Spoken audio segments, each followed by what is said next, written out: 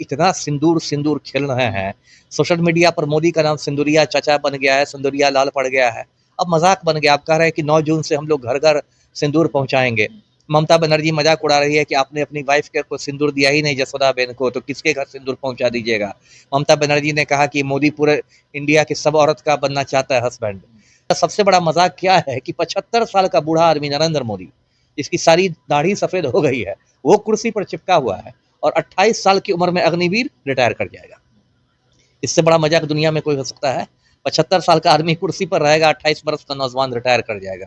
तो ये, और आप बेरोजगारी पर कुछ बोल ही नहीं रहे हैं। उल्टे मोदी ने मतलब बेरोजगारों को बहुत निराश किया। कहते थे कि हम हर साल 2 करोड़ लोगों को नौकरियां देंगे। तो 11 साल आपकी सरकार है दिल्ली में, तो आपको तो 22 करोड़ लोगों को नौकरियां देनी चाहिए थी ना। और अब वही मोदी जी कहते हैं कि पकौड़ा तलना भी रोजगार है। तो इन परिस्थितियों में देखिए भाजपा की क्या रणनीति थी कि हम लोग सिंदूर में सारा मुद्दा पोत देंगे, चाहे बेरोजगारी हो, महंगाई हो, कानून व्यवस्था हो, सारी चीजों को हम लोग सिंदूर से ढक देंगे। लेकिन वो रणनीति अभी सफल होती नजर नहीं आ रही है। इतने शर्म की बात है कि भारत ने युद्ध विराम किया, इसकी सूचना लोगों को डोनाल्ड ट्रंप के ट्वीट से मिल रही है। समझे ना, वो कौन होता है भारत की ओर से ऐलान करने वाला। और उसके बाद लोगों ने कहा कि अरे नरेंद्र मोदी नहीं, ये तो सरेंडर मोदी है। लोगों को इंदिरा गांधी याद आ गई कि एक इंदिरा गांधी भी थी जिनको अमेरिका ने धमकाने की कोशिश की थी, लेकिन वो नहीं झुकी थी, वो आयरन लेडी थी। और मोदी से उनकी तुलना होने लगी कि ये तो इतना कमजोर प्रधानमंत्री है। कि पिछले साल 22 जनवरी को रामलला की प्राण प्रतिष्ठा हुई थी अयोध्या में। उसके बाद भाजपा ऐसे ही कूदने लगे कि हम राम को लाए हैं। अरे आप कौन राम लाए हैं? कौन होते हैं राम को लाने वाले? राम को इस देश में सैकड़ों सालों से पूजा जा रहा है, आपने उनको पैदा किया है। और उसके बाद ये स्थिति हुई, इन लोगों ने कहा अब की बार 400 पार। ये स्थिति हुई कि आप 240 पर अटक गए। तो ये तो मक्खन लगाने के लिए, ये तो राम का अपमान हुआ कि मोदी जैसे एक मतलब जाहिल नेता से राम की मतलब तुलना की जाए, तो बहुत आपत्तिजनक है। खैर, मक्खन लगाने में आदमी कुछ कर देता है। प्रधानमंत्री नरेंद्र मोदी बिहार दौरे पर थे और उन्होंने बिहार आकर पटना में रोड शो भी किया। देखिए, रोड शो को लेकर कई चर्चाएं हैं। जहां एक और भाजपा के नेता इसे सुपर हिट बता रहे हैं, वहीं महागठबंधन हो और जो बिहार के लोग हैं इसे फ्लॉप भी बता रहे हैं। बातचीत करेंगे, हमारे साथ पूर्व आईपीएस ऑफिसर अमिताभ दास सर मौजूद हैं। सर, कैसे देखते हैं, क्या जो रोड शो था वो हिट था, सुपर हिट था? ना हिट था ना सुपर हिट था, ये सुपर फ्लॉप रोड शो था, सुपर फ्लॉप। और देखिए, हवाई अड्डे से जो जहाँ तक रोड शो था लगभग मोटा मोटी 6 किलोमीटर का था। इसमें थोड़ी भीड़ कुछ देर तक लगी थी, लेकिन उसके बाद तो हड़ताली मोड़ तक आते आते तो एकदम सड़कें सुनी थी। उससे ज़्यादा भीड़ तो मुझे लगता है आम दिनों में बेली रोड पर रहती है। बेली रोड तो पटना का बहुत प्रमुख मार्ग है, तो आम दिनों में से ज़्यादा भीड़ और चहल पहल रहती है। और एकदम वहाँ पुलिस वाले ज़्यादा दिखाई दे रहे थे, मजिस्ट्रेट और बांस बल्ला और बंदोबस्त जो होता है वो ज़्यादा दिखाई दे रहा था, भीड़ तो नहीं थी। और कहीं ना कहीं नरेंद्र मोदी ने भी देख लिया कि भाई भीड़ तो है ही नहीं, तो बेचारे वो भी गाड़ी से बाहर नहीं निकले। जबकि रोड शो का मतलब ही होता है, जिस भी नेता का रोड शो होता है वो खुद गाड़ी से बाहर निकलता है, हाथ हिलाता है, लोगों का अभिवादन करता है, लोग भी उसको देखते हैं। यदि आप गाड़ी के अंदर दुबके रह गए तो इसका मतलब है कि आपने समझ लिया कि भाई कुछ है नहीं। पंत भवन को क्या वो हाथ हिलाते, मकानों को, इमारतों को क्या हाथ हिलाते। और ये भी एक ध्यान देने की बात है कि कल पलटू राम भी उनके साथ नहीं थे। पलटू राम ने भी मतलब एक तरह से दूरी बनाए रखी थी, जो कोई बहुत अच्छा संदेश नहीं गया, है ना। लगा कि अभी भी एनडीए में खटपट है, क्योंकि अभी 4-5 दिन पहले भी पलटू राम ने दिल्ली में नीति आयोग की बैठक का बहिष्कार कर दिया था। बीच में उठ के चले आए थे, दोनों उप मुख्यमंत्री इनके बैठे रहे थे और ये उठ के चले आए थे। तो ये भी मैसेज जा रहा है कि भाई सब कुछ ठीक नहीं है। भले मोदी जी ने कहा हो कि नीतीश कुमार मेरे लाडला मुख्यमंत्री हैं, 1-2 महीने पहले बिहार में उन्होंने कहा था। तो देखिए क्या हो गया है कि अभी लोग, मोदी जी बार बार आ रहे हैं, सबको पता है कि 5 महीने बाद बिहार में चुनाव है और ये चुनाव बहुत महत्वपूर्ण है। से राहुल गांधी भी बिहार को लेकर बहुत गंभीर है, वो भी काफ़ी बार रहे हैं और मोदी जी भी आ रहे हैं, क्योंकि बिहार एक महत्वपूर्ण राज्य है हिंदी पट्टी का और पूरे देश की दशा और दिशा तय करता है। यदि मोदी जी की पार्टी बुरी तरह हार जाती है तो केंद्र में भी इनकी सरकार की स्थिरता पर सवाल खड़ा हो जाएगा। और देखिए बिहार में इस बार क्या है, जो मेरी समझ है कि बिहार में इस बार एनडीए गठबंधन की हालत बहुत पतली है ना। एक तो क्या हो गया कि 20 बरस तक पलटू राम को देखते देखते जनता भी उब गई है।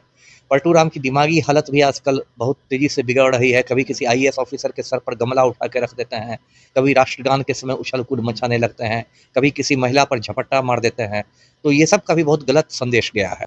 दूसरी बात क्या है कि बिहार की जो जनता है वो बदलाव के मूड में आ गई है। आप देखेंगे कि सी वोटर का जो सर्वे होता है उसमें तेजस्वी लगातार नंबर 1 पर चल रहा है, पलटू राम तीसरे चौथे नंबर पर फेंका गए हैं। तो कहीं न कहीं भाजपा के अंदर, जदयू के अंदर एक बेचैनी भी है बिहार को लेके, और इसलिए मोदी जी बार-बार आ रहे हैं, जिसको बिहारी भाषा में कहें तो परख गए, बार-बार आते हैं, है ना? तो मैं तो मज़ाक में कहता हूँ कि जल्द ही ये पटना के गोलघर को प्रधानमंत्री आवास बनवा लेंगे, उसी में रहना शुरू कर देंगे। लेकिन क्या हो गया है कि जनता पर जो पहले जो मोदी का जो एक जादू था, मोदी मैजिक जो लोग कहते थे, वो अब खत्म हो गया है। क्योंकि 11 साल तक जनता के भी कान पक गए हैं इनकी जुमलेबाजी सुनते हुए, हवाबाजी सुनते हुए। अब इसी बार अभी तो देखिए ये लोग इतना सिंदूर खेल रहे हैं, सोशल मीडिया पर मोदी का नाम सिंदूरिया चाचा बन गया है, सिंदूरिया लाल पड़ गया है। अब मज़ाक बन गया, अब कह रहे हैं कि 9 जून से हम लोग घर-घर सिंदूर पहुँचाएँगे। ममता बनर्जी मज़ाक उड़ा रही है कि आपने अपनी वाइफ़ के को सिंदूर दिया ही नहीं जसोदाबेन को, तो किसके घर सिंदूर पहुँचा दीजिएगा। ममता बनर्जी ने कहा कि मोदी पूरे इंडिया की सब औरत का बनना चाहता है हस्बैंड। तो अति हो गई है, और ऑपरेशन सिंदूर को भी जिन परिस्थितियों में रोका गया, युद्ध विराम किया गया डोनाल्ड ट्रंप के हुक्म पर, उसका भी कोई सही संदेश नहीं गया। उससे भारतीय सेना भी निराश हुई, भारतवासी भी निराश हुए। और इस तरह की बहुत पहलगाम के आतंकी अब तक घूम रहे हैं, चारों आतंकी में से किसी का कुछ नहीं बिगड़ा।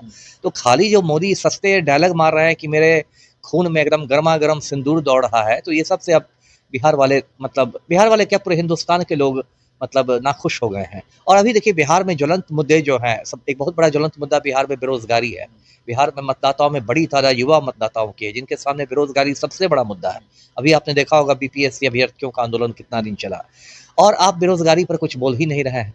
उल्टे मोदी ने बेरोज़गारों को बहुत निराश किया। कहते थे कि हम हर साल 2 करोड़ लोगों को नौकरियाँ देंगे। तो 11 साल आपकी सरकार है दिल्ली में, तो आपको तो 22 करोड़ लोगों को नौकरियाँ देनी चाहिए थी ना। और अब वही मोदी जी कहते हैं कि पकौड़ा तलना भी रोज़गार है। ये तो मज़ाक की बात है ना, कि मेडिकल की पढ़ाई कोई आदमी पकौड़ा तलने के लिए करता है, इंजीनियरिंग की पढ़ाई कोई आदमी पकौड़ा तलने के लिए करता है। अब देखिए सेना में नियमित बहाली खत्म हो गई है, अग्निवीरों की बहाली होती है। अब दुनिया का सबसे बड़ा मजाक क्या है कि 75 साल का बूढ़ा आदमी नरेंद्र मोदी, इसकी सारी दाढ़ी सफेद हो गई है, वो कुर्सी पर चिपका हुआ है, और 28 साल की उम्र में अग्निवीर रिटायर कर जाएगा। इससे बड़ा मजाक दुनिया में कोई हो सकता है?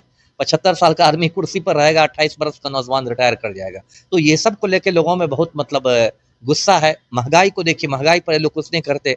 सिंदूर करने से क्या हो जाएगा? आपके घर में आटा आ जाएगा, गैस सिलेंडर का दाम बढ़ गया है, मध्यम वर्ग हो, बहुत गरीब लोगों की तो छोड़ दीजिए, मध्यम वर्ग तक हाहाकार कर रहा है महंगाई से, उस पर आप कुछ नहीं बोलते। तो इन परिस्थितियों में देखिए भाजपा की क्या रणनीति थी कि हम लोग सिंदूर में सारा मुद्दा पोत देंगे। चाहे बेरोजगारी हो, महंगाई हो, कानून व्यवस्था हो, सारी चीज़ों को हम लोग सिंदूर से ढक देंगे। लेकिन वो रणनीति अभी सफल होती नज़र नहीं आ रही है। जी। सर, ऑपरेशन सिंदूर की सफलता पर जो है कल मोदी बड़ी-बड़ी बातें भी कर रहे थे। विपक्ष ये भी सवाल उठा रहा है कि हाथों में बंदूक लिए मोदी के बड़े-बड़े पोस्टर पटना में लगाए गए थे। वहीं जहाँ पर सेना की तारीफ होनी चाहिए, तो भाजपा के जो नेता हैं वह ये कह रहे हैं कि मोदी ने जाकर पाकिस्तान के छक्के छुड़ा दिए, मोदी ने डंका बजा दिया। इसको किस प्रकार देखते हैं? वही मैंने कहा ना कि देखिए ऑपरेशन सिंदूर जब शुरू हुआ था, 7 मई की आधी रात को शुरू हुआ था, तो 1-2 दिन हिंदुस्तान में बहुत ज़्यादा आपने देखा होगा जोश का माहौल था। विपक्ष भी सपोर्ट कर रहा है। विपक्ष भी सपोर्ट कर रहा था। विपक्ष ने भी एक सवाल नहीं उठाया। सर्वदलीय बैठक में राहुल गांधी गए और पूरा देश एकजुट था। मोदी के जो आलोचक भी थे, वो भी कह रहे थे कि ये ठीक काम हो रहा है। लेकिन जिस तरह से अचानक सीज़फायर हो गया, युद्ध विराम हो गया और डोनाल्ड ट्रंप के हुक्म पर हुआ। देखिए कितने शर्म की बात है कि भारत ने युद्ध विराम किया, इसकी सूचना लोगों को डोनाल्ड ट्रंप के ट्वीट से मिल रही है। समझे ना, वो कौन होता है भारत की ओर से ऐलान करने वाला? और उसके बाद लोगों ने कहा कि अरे नरेंद्र मोदी नहीं, ये तो सरेंडर मोदी है। लोगों को इंदिरा गांधी याद आ गई कि एक इंदिरा गांधी भी थी जिनको अमेरिका ने धमकाने की कोशिश की थी, लेकिन वो नहीं झुकी थी, वो आयरन लेडी थी। और मोदी से उनकी तुलना होने लगी कि ये तो इतना कमजोर प्रधानमंत्री है। दूसरी बात है कि देखिए पहलगाम के चारों आतंकी में से अब तक कोई नहीं मारा गया है ना, वो चारों छुट्टा घूम रहे हैं। उसके बाद देखिए तीसरी बात क्या है कि भाजपा के नेता लोग अनशनाप बोल रहे हैं ऑपरेशन सिंदूर पर। मध्य प्रदेश का एक मिनिस्टर है विजय शाह, उसने कह दिया कि कर्नल सोफिया कुरैशी आतंकियों की बहन है। हाईकोर्ट ने आदेश दिया उस पर एफआईआर करने का, है ना। और उसके बाद सारा क्रेडिट जिस तरह मोदी ही जी फौज की वर्दी में लेने लगे, एकदम कभी राफेल के सामने खड़ा होकर तिधर करके, इससे भी लोग नाखुश हो गए कि शहीद हो रहे हैं हमारे जवान, है ना। अब वाहवाही हो रही है मोदी जी की। तो ये सब जो है ना, ये किसी भी चीज़ में अति कर देने पर क्षति हो जाती है। दर्शकों को याद होगा कि पिछले साल 22 जनवरी को रामलला की प्राण प्रतिष्ठा हुई थी अयोध्या में। उसके बाद भाजपा ऐसे ही कूदने लगे कि हम राम को लाए हैं। अरे आप कौन राम लाए हैं? कौन होते हैं राम को लाने वाले? राम को इस देश में सैकड़ों सालों से पूजा जा रहा है, आपने उनको पैदा किया है। और उसके बाद ये स्थिति हुई, इन लोगों ने कहा अब की बार 400 पार। ये स्थिति हुई कि आप 240 पर अटक गए।